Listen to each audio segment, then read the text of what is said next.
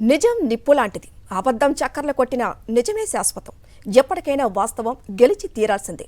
Land titling యాక్ట్లోనూ నిజమే గెలిచింది. Yellow media Goebbels ప్రచారాన్ని తిప్పికొట్టింది నీతి ఆయోగ్. పచ్చ కుట్రలకు ఫుల్ స్టాప్ పెట్టింది. నీతి ఆయోగ్ ప్రకటనతో అబద్ధాల నేర్పరి చంద్రబాబు గుట్టు రట్టయింది. మీ భూములు కబ్జా చేస్తారు, మీ భూములు లాక్కొంటారు. ఎన్నికల వేళ టీడీపీ కూటమి లీడర్లు పదే పదే చేసిన ప్రచారం ఇది. ల్యాండ్ టైటిలింగ్ యాక్ట్పై పని కట్టుకొని దుష్ప్రచారం చేశారు. చంద్రబాబు తానా అంటే తందానా అన్నట్లుగా ఎల్లో మీడియా జనంలో భయాందోళనలు రేకెత్తించింది. ప్రజలను తప్పుదారి పట్టించేలా చేసింది.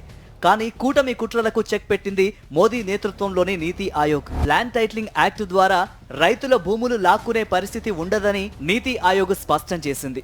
ఆ చట్టం వల్ల భూములన్నీ భద్రంగా ఉంటాయని, భూ పరిపాలన సులభతరం అవుతుందని తెలిపింది. సాక్షి డిప్యూటీ ఇన్పుట్ ఎడిటర్ వెంకటేష్ అడిగిన ఆర్టీఐ ప్రశ్నకు నీతి ఆయోగ్లోని జల భూ వనరుల శాఖ స్పష్టత ఇచ్చింది. పటిష్టమైన భూ యాజమాన్య నిర్వహణకే ల్యాండ్ టైటిలింగ్ చట్టమని తేల్చి చెప్పింది. నిజానికి ఏపీలో 124 రకాల భూ చట్టాలు ఉన్నాయి. ఆ చట్టాలేవి ఇవ్వని భరోసాను ల్యాండ్ టైటిలింగ్ యాక్ట్ ఇస్తోంది. ప్రజల ఆస్తులను కాపాడటమే ల్యాండ్ టైటిలింగ్ యాక్ట్ లక్ష్యం. భూ తగాదాలతో దేశ ప్రగతి మందగిస్తోంది. ఆ సమస్యల్ని పరిష్కరించేందుకే చట్టాన్ని తెచ్చారు. ల్యాండ్ టైటిలింగ్ యాక్ట్ ప్రపంచవ్యాప్తంగా అనేక దేశాల్లో ఉంది. ఆస్ట్రేలియా, కెనడా, బ్రిటన్ లాంటి అభివృద్ధి చెందిన దేశాల్లోనూ అమలు చేస్తున్నారు.